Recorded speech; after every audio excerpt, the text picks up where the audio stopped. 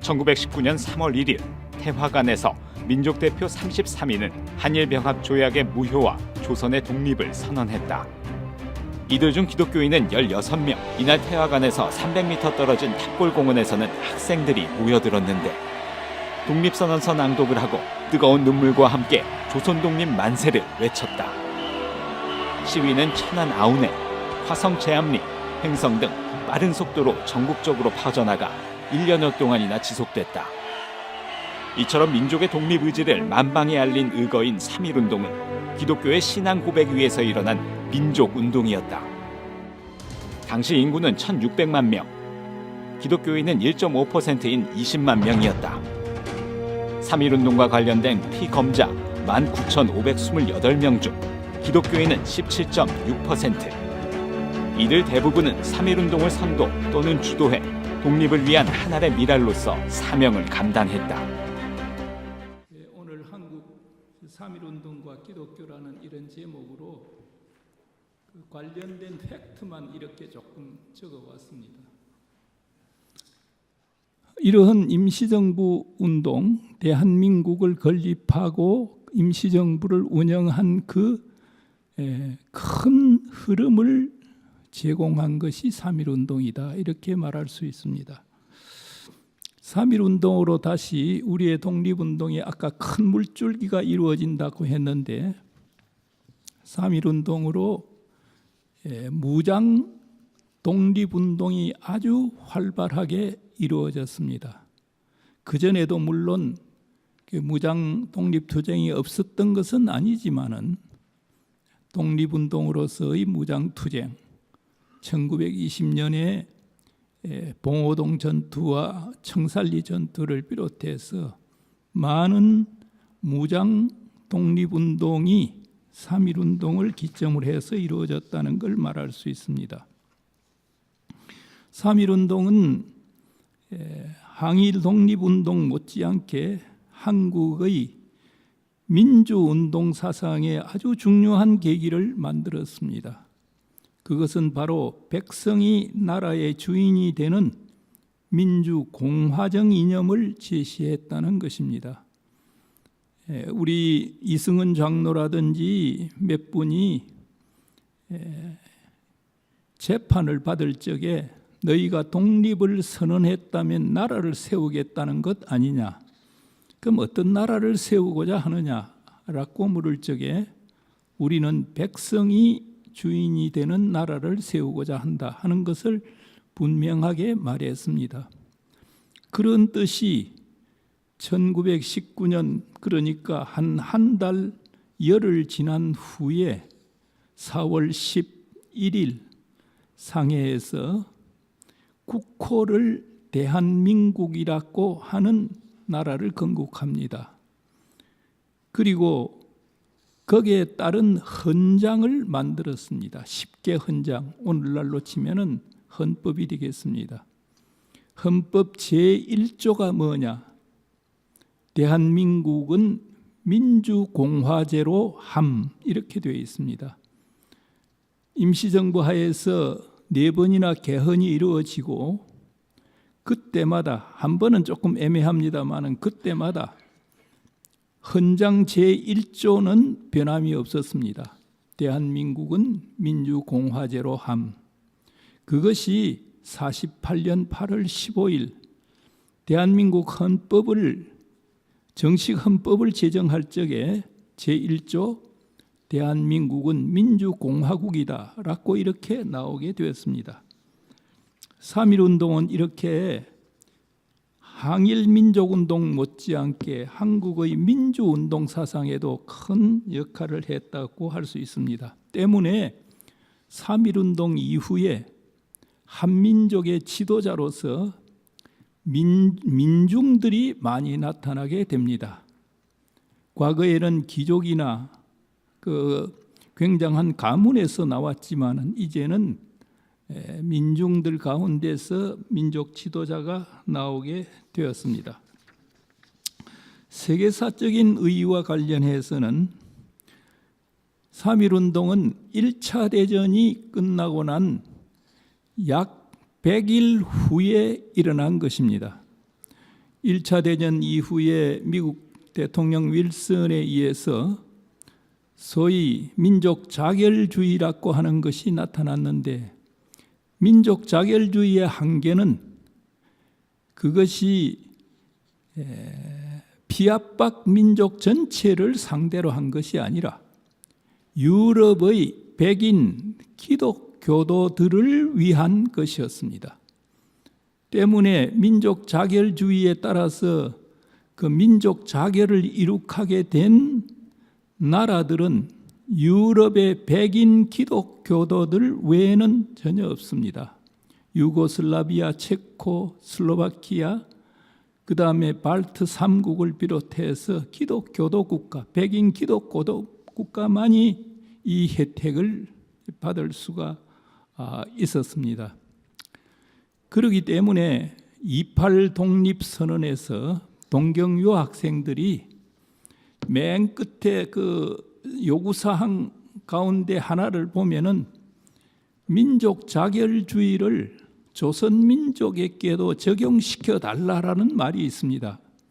그러니까 대학생들은 당시에 세계사조를 보면서 민족 자결주의가 우리에게는 해당되지 않는다는 것을 알았습니다. 더구나 일본은 1차 대전에서는 중국의 청도에 있는 독일 기지를 공격했기 때문에 1차 대전에서는 일본이 승전국입니다. 그런 상황에서 민족 자결주의가 우리에게 허락이 되지 않았습니다. 따라서 이렇게 우리에게는 적용되지 않는, 세계에서 보면은 하나의 복음인데 피압박 민족에서 보면은 하나의 복음과도 같은 그 민족 자결주의를 바로 우리의 것으로 만들어서 세계에 선포한 것이 바로 3.1운동이다. 그런 의미에서 굉장히 중요한 의미를 갖습니다. 그리고 일본이 승전국으로 되어 있는 그런 상황에서 파리의 베르사유에서 1차 대전 이후에 그 조약을 맺습니다. 그러면은 과거에 독일이라든지 오스트리아라든지 이런 제국주의 국가들이 세계를 지배하려고 한 것을 이제는 프랑스나 영국이나 미국 같은 나라들이 세계를 지배하는, 그러니까 지배 세력의 체제만 바뀌는 것이지 약소민족에게 있어서의 큰 혜택은 없었습니다. 그런 상황에서 우리가 당시의 승전국인 일본에 저항함으로써 베르사유 체제가 갖고 있는 한계를 공격을 하고 나섰다는 것이 세계사적으로 굉장히 중요한 의미를 갖는다라고 말할 수 있습니다.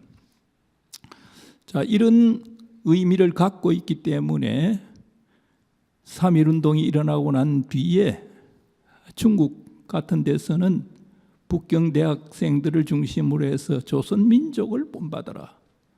그래서 그것이 더 운동화되어 가지고 5.4운동이 일어나게 됩니다. 인도에서는 마하트마 간디가 중심이 되어서 사티아그라하 운동, 비폭력 이 독립운동이 일어나게 되고, 이집트나 필리핀이나 베트남 같은 데서도 일정하게 영향을 받았다고 지적이 되고 있습니다. 우리가 3.1운동의 3.1 정신을 이야기할 적에 나중에 다시 이야기하겠습니다마는 자주, 그 다음에 민주, 평화, 일치, 연대라고 해도 좋겠습니다마는 이런 걸 얘기를 하는데, 특히 평화와 관련해서 독립선언서에 보면은 우리의 민족주의적인 평화만 얘기하는 것이 아닙니다. 조선의 독립을 통해서 동양의 평화가 오고 다음에 세계의 평화를 가져오려고 한다. 이것이 독립선언서에 나타난 그 중요한 평화정신인데, 이거를 좀 더 확실하게 만들었다는 것을 강조하고 싶습니다. 다음에 원고 두 번째, 3.1운동에서 한국 기독교의 역할을 좀 보도록 하겠습니다. 그걸 준비 단계와 점화 단계, 불을 붙이는 단계 두 단계로 나눈다면 준비 단계에서 기독교인은 처음에 평안도 지역과 서울 지역에서 각각 독립운동에 대한 계획들을 하고 있었습니다. 그러다가 2월에 들어서서 남강 이승훈 장로를 중심으로 해가지고 천도교와 합작하는 과정에서 기독교 내의 독립운동도 하나로 만들고 또 각 종교계에서 갖고 있는 이런 독립운동에 대한 희망도 하나로 합치게 되었다는 걸 말할 수 있습니다. 일본에서 일어난 28 독립선언운동이 3.1운동의 중요한 역할을 했습니다. 기능을 했는데 그 28 독립선언서의 경우는 동경에 있는 하구회로 되어 있지만은 실제로는 송계백, 서춘, 백관수, 윤창속, 김도연 등 기독교 젊은이들이 대부분이었고 그리고 제동경 YMCA가 그 모체 역할을 했습니다. 그런 점에서 보면은 28 독립 3.1운동의 하나의 기원을 이룩한 28 독립운동에서도 기독교의 역할이 큽니다. 우리가 잘 아는 바와 같이 33인 가운데 16명이 기독교 대표라는 것, 그 다음 당시에 정제를 받은 48인 가운데 24명이 기독교인이라고 준비 단계의 얘기가 되겠습니다. 여기에 이 지점에서 한마디 하고 제가 지나가겠습니다. 우리가 한국교회가 3.1운동을 맞아서 어떻게 뭘 할 거냐 하는 이 얘기와 관련된 것입니다. 한국기독교역사연구소에서 3.1운동 그 준비를 위해서 100주년을 준비하기 위해서 3.1운동의 기독교적 역할을 지방까지 쭉 전수조사를 해가지고 이것이 감리교 본부에서 출판을 했습니다. 4권의 큰 책 4권으로 출판을 했습니다. 아직까지 16분에 대해서 33인 중에 16분이 기독교 대표인데 16분에 대해서 하나로 묶은 책이 없습니다. 기독교회가 이렇게 발전했다고 그러는데 아직까지도 16분을 한 권에 묶어가지고 한 것이 없습니다. 그래서 한국기독교역사연구소에서 하나로 묶자. 그리고 이 비용을 연구비가 한 2천만 원 되는데 연구비와 출판비 2천만 원 줬는데 이걸 우선적으로 16분을 낸 교회, 대부분이 장로교는 다 이 북한이니까 그건 잘 안 되고요. 남쪽에 있는 서울에 있는 교회들이 있습니다. 정동교회, 수표교회, 종교교회 하면서 좀 있습니다. 1차적으로 이분들 교회에 협조를 구하는 것이 좋겠다. 이건 돈을 내라는 것이 아니라 100년 전에 그 교회 목회자들이 독립선언서에 서명을 하고 독립운동에 나섰던 그걸 현재 후손들이 그 길을 같이 가자는 동행하자는 의미에서 우리가 그 요청을 좀 했습니다. 같이 좀 합시다. 그런데 몇 번 얘기해도 한국 교회에서 그 교회들에서 대답이 없었습니다. 한 교회만이 우리를 불러서 그게 어떻게 될 거냐 뭐 그 정도 묻고 그 외에는 없었습니다. 이런 걸 보면서 여러분들 한번 생각해 보시오. 이런 경험을 가졌다면은 지금 한국교회 3.1운동을 두고 100주년을 두고 뭘 할 것인가 그 생각을 할 수가 있겠습니까? 그게 진실이라고 생각이 듭니까? 나는 한목협에서 제목을 줄 적에 3.1운동 100주년을 맞아서 한국교회 무엇을 할 것인가 이런 제목을 주었는데 무엇을 할 것인가 이건 생각하지 말아라. 전혀 그거는 그냥 수식어로 내보낸 거지.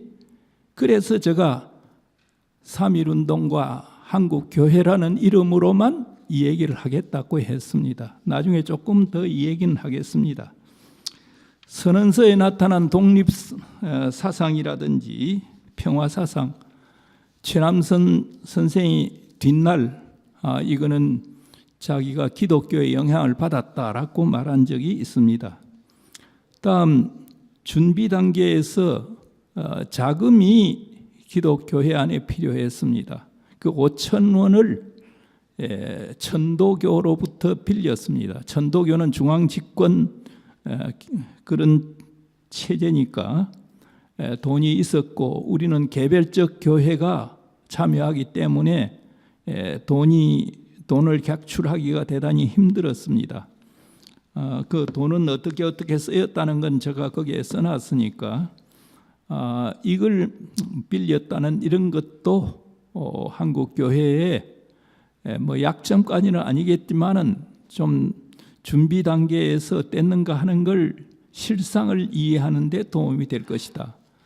우리 교회 사학자 오늘 윤경로 교수님 나와 있습니다만은 사학자들 얘기는 이 돈 5천은 지금이라도 천도교회에 갚아야 된다. 갚아야 된다는 것. 환산해 보면 액수가 나올 겁니다. 몇십억이 될지 몇백억이 될지 알 수 없지만은 한국 교회가 당시에 5천 원 빌린 것 입 싹 씻고 있지 말고 지금이라도 갚아야 된다. 우리 기독교 사학자들 가운데서 그런 주장을 하는 분들이 있다는 걸 말씀드리겠습니다. 그리고 천도교와 합작을 하자라고 했을 적에 여기에 주저한 사람들이 많이 있습니다. 종교교회 오화영 목사를 비롯해서 신석구 목사, 신석구 이 두 분은 다 감리교 목사님입니다만은 신석구 목사는 서명날인을 할 그 새벽까지 이건 재판정에서 자기가 고백을 한 것입니다. 두 가지 문제로 하나는 목사가 정치에 참여해서 되겠느냐, 둘째는 천도교와 합작이 이게 하나님의 뜻이냐 라고 고민을 하다가 도장을 찍는 날 새벽에 나라를 빼앗긴 것도 억울한데 왜 하나님께서 나라 찾도록 허락하려고 하는데 너가 그렇게 주저하고 있느냐 하는 말씀을 듣고 도장을 찍었다는 얘기가 있습니다. 평양 지역 감리사를 지났던 오기선 목사라고 하는 분은 참 주도적인 역할을 하다가 천도교와의 합작 문제 때문에 결국은 포기해버리고 만 분들도 없지 않아 있습니다. 그 다음 우리 준비 단계에서 문제가 될 수 있는 것은 민족 대표 16분, 기독교 대표 16분 가운데 4분이 선언식에 참석을 하지 않았습니다. 그렇게 함으로써 34민 중에서 29명이 저 종로 태화관에서 독립선언을 했고 같이 모였는데 이것도 문제를 지적할 수가 있습니다. 뜻이 분명한 분은 여기 유여대 목사라고 하는 분, 이분은 평안도 지역에서 나는 여기에서 독립선언을 하겠다. 그래서 내가 안 올라가겠다 했지만은 길선주 목사는 뭐 집회관계로, 그 다음에 김병조 목사는 그때 망명길에 올랐습니다. 물론 한 달 후에 망명을 합니다만은 또 망명해서는 상해 임정과 상해 교회를 위해서 굉장히 헌신한 분입니다만은 이분 참석하지 않습니다. 뒷날 감리교 감독을 지났다가 친일파로 몰린 정춘수 목사, 이분도 석연치 않은 이유로 참석을 하지 않았습니다. 이것도 우리가 짚고 넘어가야 될 문제입니다. 가장 큰 문제 가운데 하나는 천도교와 합작을 할 때 기독교 내에서 독립을 청원할 것인가 독립을 선언할 것인가, 이 문제를 가지고 옥신각신했습니다. 기독교 대표 가운데 이승훈 장로나 이명령 장로나 그 다음에 신석구, 오하영 같은 분은 독립선언으로 해야 된다. 그러나 다른 분들은 그러니까 다른 분들이라고 하는 것은 여기에 12분이 되겠죠. 그 밖에도 독립청원이다. 일본 정부에 의해서 독립을 빌어서 청원하겠다는 이런 입장을 갖고 있었습니다. 그보다는 천도교 측도 독립청원 쪽이 좀 있었지만은 그러나 천도교 쪽은 오히려 독립선언 쪽이 더 강했습니다. 그래서 2월 20일경에 이승훈 장로가 함태영 장로와 함께, 함태영 목사와 함께 천도교의 최린이라고 하는, 뒷날 이분도 변절해버리고 맙니다만은 굉장히 똑똑한 분입니다. 이분과의 최종 합의에서 독립청원이 아니라 독립선언으로 한다 결정이 되었습니다. 근데 여기에도 우리 약점이 많이 있다는 걸 이해할 필요가 있습니다. 독립을 선언하면 어떻게 됩니까? 독립을 선언하면 나라를 세우는 겁니다. 미국도 1776년 7월 4일 독립을 선언하고 영국과 붙어 싸우기 시작합니다. 2차 대전 이후에 많은 약소국가들이 먼저 뭘 하느냐? 독립선언을 합니다. 독립선언한 그때를 자기들의 국가 건립일로 다 말하고 있습니다. 미국만 하더라도 1776년 7월 4일 독립을 선언했지만은 그러나 연방정부가 세워진 때는 1789년, 그러니까 13년 후에 세워졌습니다. 그러나 자기들은 독립한 해는 언제냐? 1776년이다 이 얘기하고 있습니다. 우리의 역사도 그렇게 봐야 된다 하는 얘기인데, 이 독립선언이냐 청원이냐 하는 것이 굉장히 중요하다는 걸 말씀드리겠습니다. 다음에 전국적으로 이렇게 확산되는 과정에서 이때 운동 참가자 같은 걸 조금 보면은 19년 3월과 4월 1214회에 110만 명이 참가했습니다. 기독교인이 참석했다는 게 아니라 전국적으로 그랬다는 겁니다. 이건 어떻게 하느냐 하면은 일본이 당시에 이 경찰과 헌병을 통해서 조사를 좀 많이 했습니다.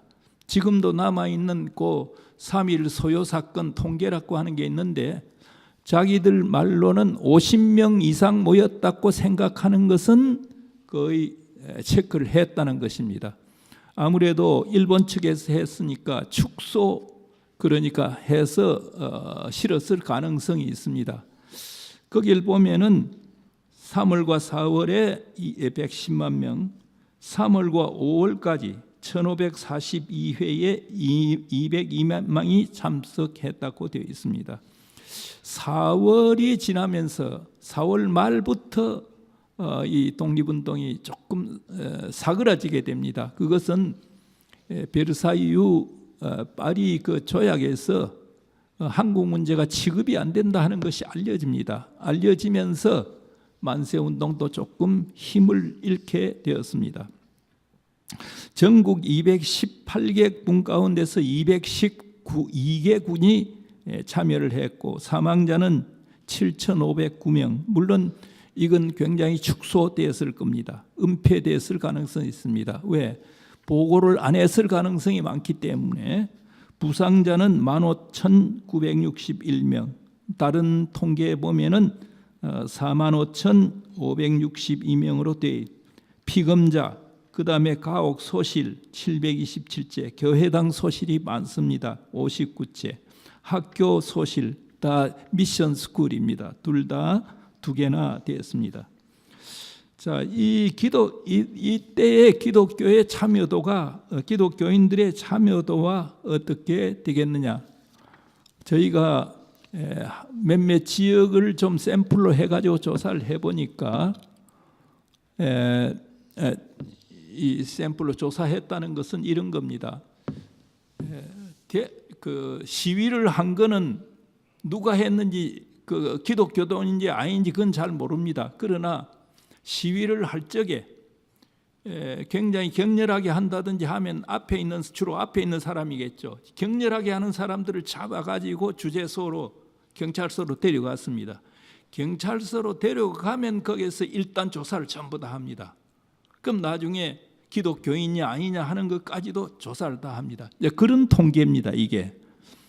그런데 지방에 있는 교회사 자료와 그 다음에 그 지방에 있는 경찰조서하고 조사를 대조를 해보면은 이 사람이 분명히 기독 신자인데 경찰조서에는 기독교인이란 말이 없습니다. 그렇기 때문에 기독교인이 상당히 빠졌을 것이다 라고 하는 걸 우리가 가정해 볼 수 있습니다. 기독교인이라 하면 더 매를 많이 맞고 또 감옥살이를 오래 할 가능성이 있으니까 아예 그걸 불지 않았다는 그런 경우를 생각해 볼 수가 있습니다. 그러면 나아가 되겠습니다. 교회나 기독교계 학교가 있으면 대부분 기독교인을 중심으로 해서 만세운동이 일어났습니다.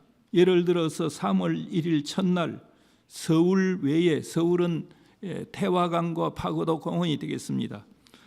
7곳이 있는데 평양, 진남포, 정주, 안주, 의주, 선천, 원산, 여기가 대부분 기독교가 중심이 돼서 어떤 데는 두 군데서는 목사가 주도해가지고 독립 만세운동을 했습니다. 다음에 운동의, 이건 어느 학자의 연구인데 그대로 제가 인용을 했습니다. 운동 세력이 뚜렷한 곳이 340회가 있습니다. 340회 중에서 그 중복되는 곳이, 지역이 중복되는 것이 있습니다. 그래서 중복되는 것을 이렇게 제거하고 나면 311개 지역이 됩니다. 그럼 29개 지역이 중복이 되었다는 거죠. 그런데 311개 지역을 가지고 보면은 그 가운데 기독교가 중심이 돼 가지고 일어났다는 데가 78개 지역, 천도교는 66개 지역, 기독교와 천도교가 합작해서 한 곳이 42개 지역으로 되어 있습니다. 그러면 311개 지역을 가지고 보면 기독교는 25%, 합작을 하면은 38% 이렇게 나오고 있습니다. 그러면 여기에다가 아까 제가 시위를 아주 격렬하게 하면 잡아서 넣고 그 다음에 조사를 한다 그랬는데 그 사람들 통계를 좀 볼 필요가 있습니다. 6월 30일까지 투옥자가 9,458명 가운데 기독교인이 2,087명, 22%를 차지합니다.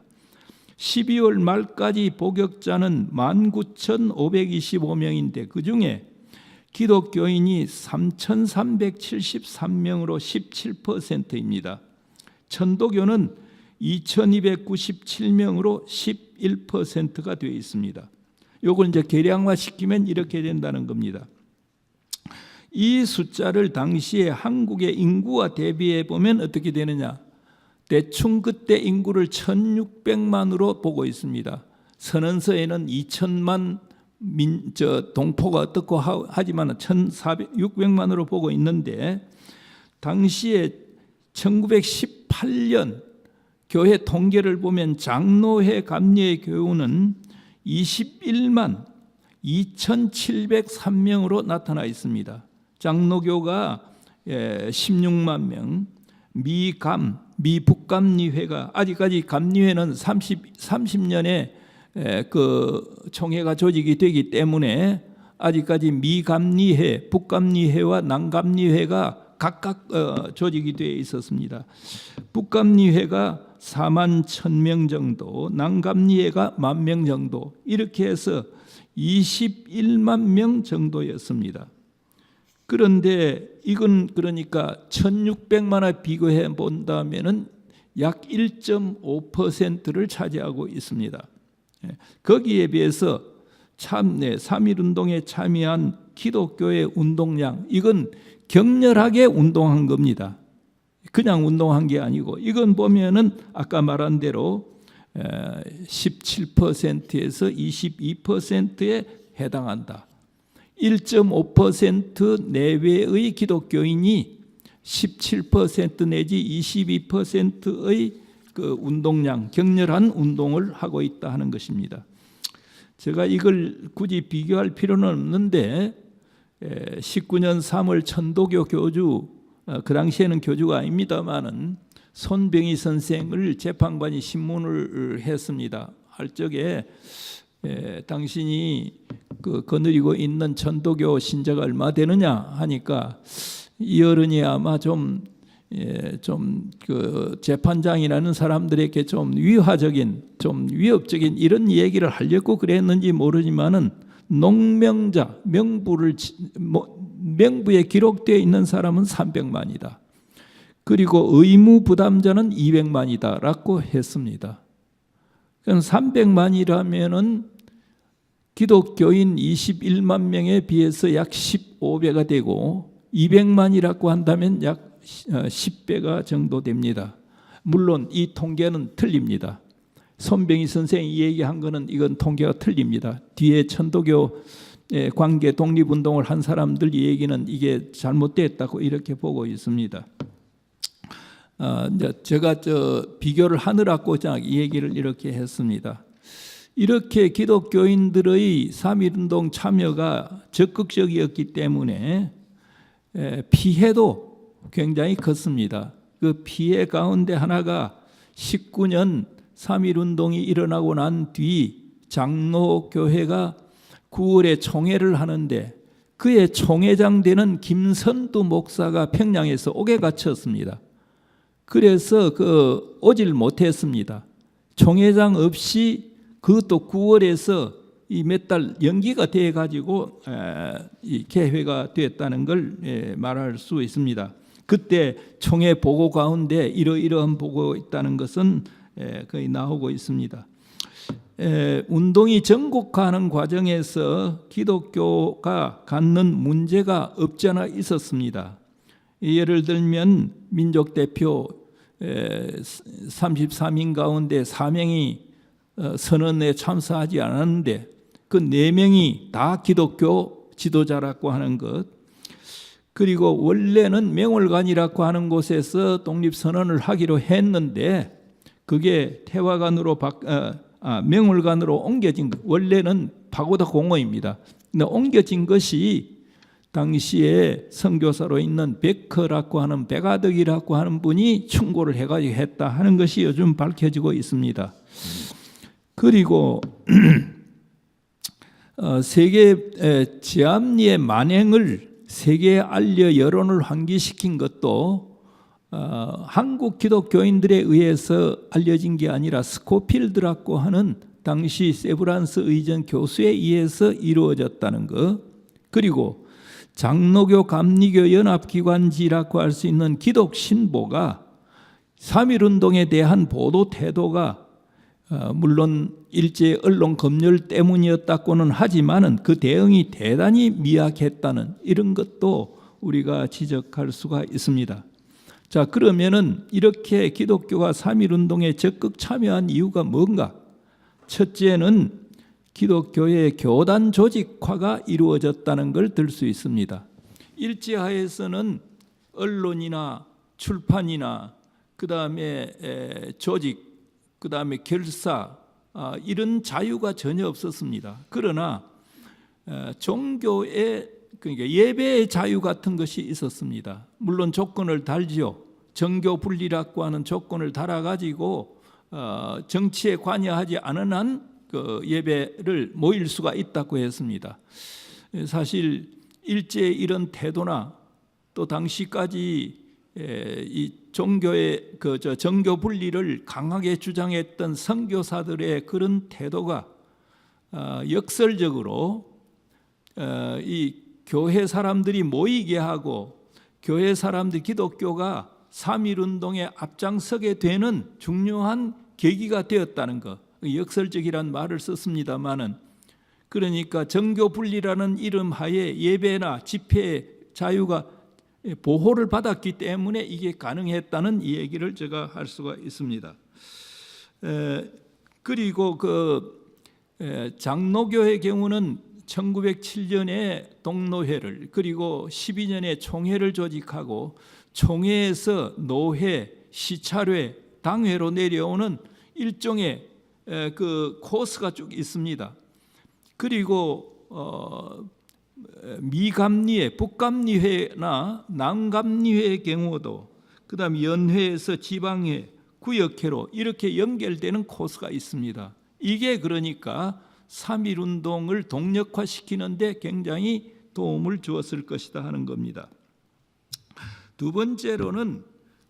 세 번째로는 한말 이래 기독교인들의 민족의식, 민족운동 여기에 전통이 있습니다.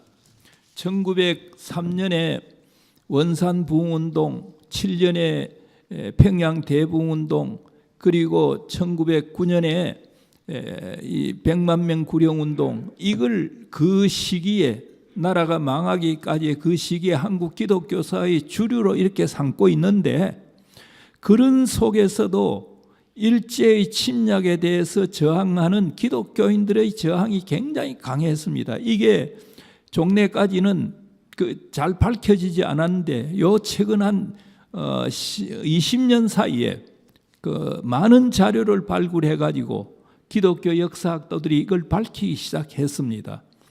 구체적인 예로 1905년 을사 늑약이 맺어졌을 적에 상동교회를 중심으로 해서 그 파기운동, 그리고 이 대한문 앞에서 상소운동, 대한문 앞에서 그 상소를 할 적에 이준 선생이 상소문을 적었습니다.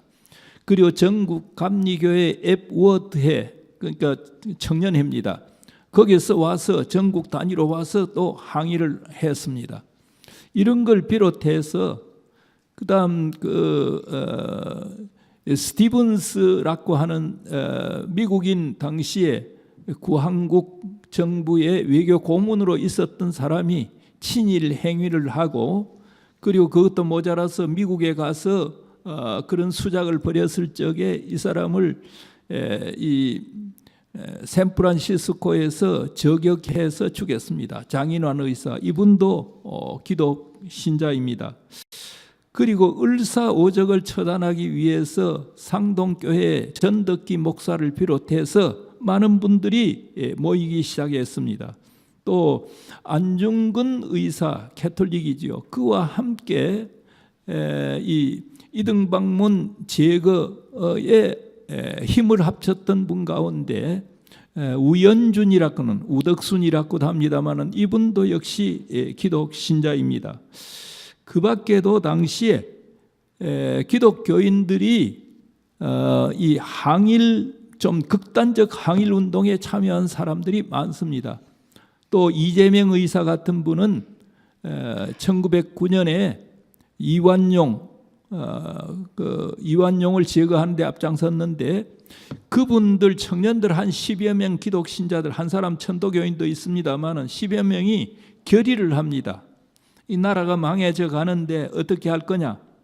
그래서 그 사람들이 이 두 패로 나누어 가지고, 하나는 내각 안에 있는 이완용을 처단하자, 하나는 내각 밖에서 좀 우리나라를 일본에 합쳐야 된다고 주장하는 일진회 이용구를 처단하자, 이렇게 두 패로 나누어 가지고 이재명이 먼저 이 일을 하는 바람에 들통이 나서 그 다음에 많은 사람들이 희생을 당했습니다. 자, 이런 걸 보면은 좀 과격했다 하더라도 기독 청년들이 펄펄 뛰고 있었다 하는 것을 볼 수 있습니다. 제가 이런 얘기를 할 적에, 여기 목사님들이시니까 제가 얘기할 필요가 없지만은 평소 교회에서 이런 얘기를 할 적에는 꼭 하나를 얘기합니다. 존 스토트의 현대 사회 문제와 기독교적 답변, 영어로는 The Issues Facing Christians Today라고 하는 그런 아주 유명한 책이 있습니다. 그 책을 읽어보면은 우리 한국 교회에서 강단에서 전혀 취급지 않는 문제들, 전쟁의 문제, 폭력의 문제, 그 다음에 요즘 같으면 아마 게이의 문제라든지 이런 것까지 다 그런 문제를 주로 취급한 책이 그 책입니다. 거기에 전쟁과 폭력 이야기할 적에 상당히 신중하게 그분이 하고 있는 이야기를 볼 수 있습니다. 제가 여기서 더 소개는 하지 않겠습니다만은 우리가 좀 더 한국 교회가 이런 문제에 대해서 목회자들이 정말 열린 자세로 정말 고민하면서 이런 문제를 취급해 주어야 합니다. 한국 교회 1년 내도록 가도 이런 걸 설교하는 데가 있습니까 지금? 이러면서도 신자들을 탓할 수가 있습니까? 저는 그렇지 않다고 생각합니다. 그 다음에는 또 한국 교회가 여기에 관여하게 된 것은 일제강점 후에 일제가 신민회 사건을 일으킨다든지, 우리 윤경로 박사님 신민회 연구로서는 1인자입니다. 이분 고려대학교에서 신민회 연구를 가지고 백오인 사건 연구를 가지고 학위를 하신 분이니까 잘 아는데, 백오인 사건, 그 다음에 그 전에 신민회, 이런 그 조직들에 대해서 철저한 탄압을 가했습니다. 그 크리스찬들이 중심이 되어 있죠. 그리고 1915년에는, 그러니까 3.1운동이 일어나기 4년 전이죠. 4년 전에는 이 사립학교법을 고쳐가지고 사립학교, 주로 기독교 학교에서 성경을 가르치지 말고 체포를 하지 말도록 합니다. 그리고 포교법이라고 하는 걸 만듭니다. 그래서 교회를 세운다, 목회자를 모셔온다 하면 일일이 당국의 그 허락을 받도록 만들었습니다. 이건 종교에 대한 탄압입니다. 그래서 이런 것들을 왜 만들었느냐 할 때, 이 임시정부의 마지막 대통령으로 있었던 백안 박은식 선생 같은 분들은 이건 예수교를 탄압하기 위한 것이다 라고 아예 못을 박아놓고 있습니다. 그러니까 15년의 포교법과 사립학교법을 통해서 신교의 자유, 믿는, 그러니까 선교와 신교의 자유를 박탈당할 이 지경에 갔습니다. 나라가 빼앗김으로 말미암아 그 다음에 생존권의 위협을 받고 이제는 신앙의 자유마저 흔들리는 이런 상황이니까 기독교인들이 앞장섰다, 이렇게 말할 수 있습니다.